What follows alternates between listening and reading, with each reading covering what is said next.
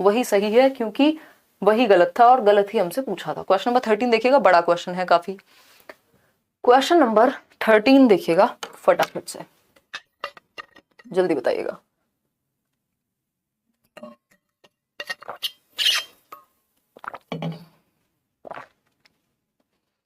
कुछ लोगों में कृतज्ञता का क भी नहीं होता, इस पे हम चर्चा किसी और दिन करेंगे, आज मैं नींद में हूं। देखिएगा एक बार फटाफट से। अगर हम बात करते हैं, किसकी बात करते हैं, सीजी टेट दोनों पेपर क्वालिफाई हो गया, जिसमें सीडीपी में हाईएस्ट आया है। थैंक यू मैम, बहुत बढ़िया चंदन, मुझे बहुत अच्छा लगता है जब आप लोग अलग अलग जगह पे, कितने लोग जॉब ले रहे हैं, वहाँ पेडागोजी उनको हेल्प कर रही है, कितने लोग टेट में तो मेजरली हेल्प करती ही है सभी सब्जेक्ट्स में, ग्रेट। ईडी आमीन क्या कह रहे हैं मैम, डब्ल्यू टेट 1 दिसंबर को होने वाला है, इसलिए भी कोई कोर्स सजेशन गाइड दीजिए और डब्ल्यू टेट प्रीवियस देखने वीडियो जरूर बनाइए। बना देंगे, आपकी वजह से सीटेट क्वालिफाई हो चुका है, बहुत बढ़िया, बना देंगे। पेडागोजी स्पेशल में आप एनरोल हो सकते हो अगर आप बैच में सीरियसली पढ़ने में इंटरेस्टेड हो। तो इसके अलावा प्रीवियस ईयर पे वीडियो यूट्यूब पे ही बना दूंगी मैं, डोंट वरी। और अगर सिलेबस से निकाल करके पढ़ लोगे तो यूट्यूब पे भी ज्यादातर सेशंस फ्री मिल जाएंगे। बट अगर आप बहुत ज्यादा हसल के मूड में नहीं हो मेहनत करने के, तो आप बैच में एनरोल कर सकते हो। देखिएगा क्वेश्चन नंबर 13, मेहनत मतलब यूट्यूब पे ढूंढने की मेहनत। क्वेश्चन नंबर 13, पारो हेल्प्स हर फादर। पारो एक बच्ची है जो अपने पिताजी को मदद करती है इन हिज कारपेंट्री शॉप। पिताजी की किसकी दुकान है, लकड़ी की ब्लॉक की दुकान है ना।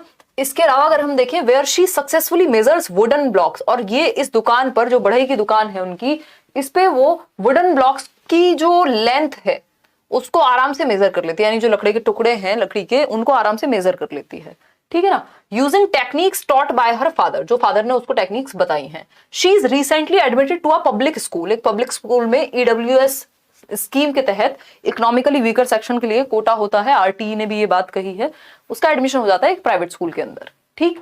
Where she is unable to cope up with the academic demands, specially in this situation the teacher should.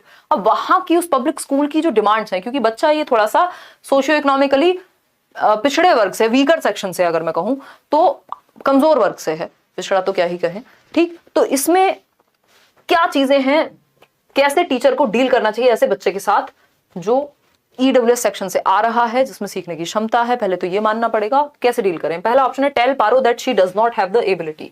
ये तो बेवकूफी की बात हो गई, हर एक बच्चे में सीखने की क्षमता होती है, ये मानते हैं हम चाइल्ड सेंटर्ड पेडागोजी के अंदर, ठीक। बी ऑप्शन है give test and encourage repeated drill and practice. सिर्फ टेस्ट देते रहने से क्या प्रॉब्लम सॉल्व हो जाएगी, बच्चे को वहां एट पार महसूस नहीं हो रहा, तो उसके लिए टेस्ट नहीं, बच्चे को समझना भी पड़ेगा, ठीक है ना।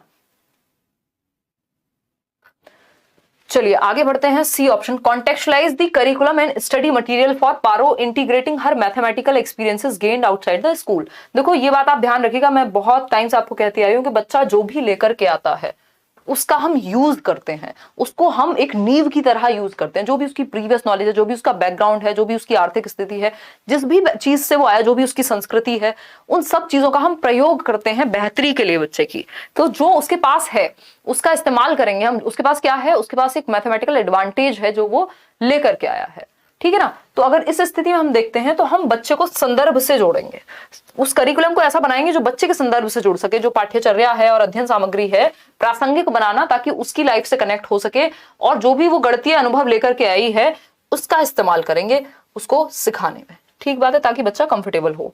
Ask Paro to keep her knowledge gained at home separate from knowledge gained in school. ऐसा कुछ नहीं है, चीजें कनेक्ट होनी चाहिए, जो घर पे सीखा है और जो स्कूल में सीख रही है। तो C option is the right answer. आगे बढ़ेंगे क्वेश्चन नंबर 14 पर। देखिएगा अच्छा क्वेश्चन है, आसान क्वेश्चन है, लड्डू क्वेश्चन है। Sensitivity to the sounds, rhythms and meaning of words, यानी किसके प्रति, ध्वनि के प्रति, लय के प्रति, शब्दों के अर्थ के प्रति जो इंटेलिजेंस है। अगर कोई बच्चा साउंड्स को समझने में अच्छा है ना, प्रोनाउंसिएशन वगैरह अच्छा है उसका, रिदम अच्छा है, पोयम वगैरह अगर उसको सुनानी है, तो मीनिंग ऑफ वर्ड्स फटाफट से उसके दिमाग में सेट हो जाते हैं, मतलब लैंग्वेज में अच्छा है, ओवरऑल लिंग्विस्टिक इंटेलिजेंस है, भाषिक बुद्धि है व्यक्ति में या बच्चे में। ये किसकी बात है, गार्डनर की मल्टीपल इंटेलिजेंस बहुबुद्धि सिद्धांत का ये उदाहरण है। इंटरपर्सनल होता है दूसरे लोगों में अच्छा हो, इंट्रापर्सनल होता है खुद को समझने में, सेल्फ को समझने में अच्छा हो, स्पेशल होता है जब वो मैप्स को, दिशाओं को समझने में अच्छा हो। कार्टोग्राफर, नक्शा बनाने वाला व्यक्ति हो सकता है, मूर्तिकार हो सकता है ना। खैर तो सी ऑप्शन लिंग्विस्टिक इंटेलिजेंस, जो लोग भाषा के इस्तेमाल में अच्छे हैं, इस्तेमाल छोड़िए समझने में भी इवन, तो लिंग्विस्टिकली इंटेलिजेंट हैं वो। आगे बढ़ेंगे क्वेश्चन नंबर 15। देखिएगा, इन अ सोशियो कंस्ट्रक्टिविस्ट क्लासरूम, यानी सामाजिक रचनावादी क्लासरूम, यानी जहां ग्रुप में बच्चे नॉलेज को कंस्ट्रक्ट करते हैं, उसको सोशियो कंस्ट्रक्टिविस्ट कहते हैं, और ये वाइगोस्की का कॉन्सेप्ट है।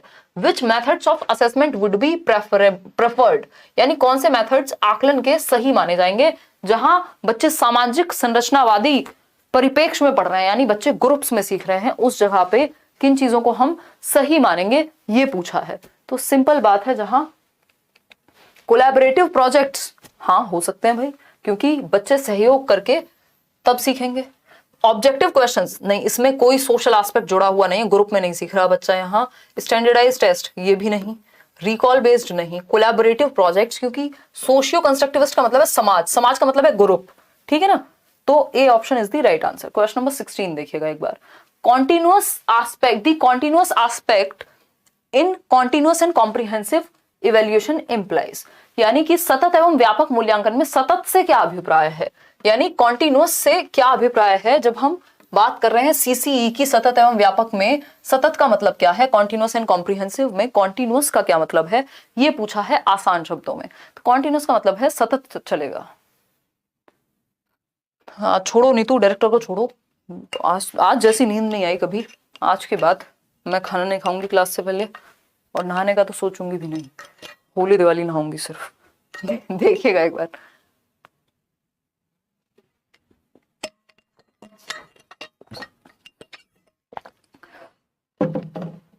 फटाफट से बताइएगा। ईवीएस का क्वेश्चन कराइए। अरे कराएंगे यार, क्यों टेंशन लेते हो, काहे टेंशन लेते हो, अनाउंस करने दो सीटेट को, सब करा देंगे। क्या क्या करा देंगे सोचा भी नहीं होगा। 8 बजे कर दीजिए क्लास, ठंड की वजह से इतना टाइम वेट करते करते नींद आने लगती है। 9 बजे कर सकते हैं, देखो आज 9:10 हो गई थी, बट 9 बजे कर देंगे एग्जैक्ट शुरू, क्योंकि 8:30 तक मेरी दूसरी क्लास खत्म होती है, तो 8 बजे तो करना बड़ा मुश्किल है। उससे पहले भी एक क्लास और होती है, और भी कुछ क्लासेस और चीजें हो जाती हैं, तो उस चक्कर में देखिएगा। मैं आपकी शर्ट बहुत कंफर्टेबल लग रही है, इसलिए नींद आ रही है। देखो ज्ञानचंद तो इतने हैं हमारे यहाँ जिसकी हद नहीं है। हाँ सही कह रहे हो, आज कोई इसको झोला थैला कुछ तो बोल रहा था बैच में ना, है ना। बस यही बचा है, अब आप एक गरीब व्यक्ति के कपड़ों का मजाक उड़ाओ। सतत एवं व्यापक मूल्यांकन की अगर हम बात करें, तो सतत का क्या मतलब है, continuous observation and support to children during teaching learning employing different tools. बिल्कुल सही बात है, कॉन्टिन्यूअस ऑब्जर्वेशन, लगातार ऑब्जर्वेशन हो रही है, ऐसा नहीं है किसी साल में एक दिन टेस्ट लिया जाएगा। बच्चों को आप सतत रूप से विभिन्न उपकरणों का प्रयोग करते हुए, जब वो डिफरेंट एक्टिविटीज कर रहा है, तो आप उसको ऑब्जर्व कर रहे हो कॉन्टिन्यूअसली। असेसमेंट उसका लगातार चल रहा है साल भर, और उसको कई बार पता भी नहीं होगा, ठीक है ना। चलो आगे बढ़ते हैं। चलिए खैर देखिएगा, बी ऑप्शन है continuous comparison of learners. Comparison के लिए नहीं होता कॉन्टिन्यूअस। पेपर पेंसिल टेस्ट बिल्कुल भी नहीं। पेरियोडिक टेस्टिंग ऑफ चिल्ड्रन ऐसा भी नहीं है। मेमोराइजेशन और रिकॉल पे तो वैसे भी ध्यान नहीं देते। तो ए ऑप्शन